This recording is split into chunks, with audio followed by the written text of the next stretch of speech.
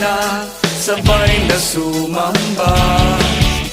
Umawit sumayaw sabay lundag na may galak sa Kanya.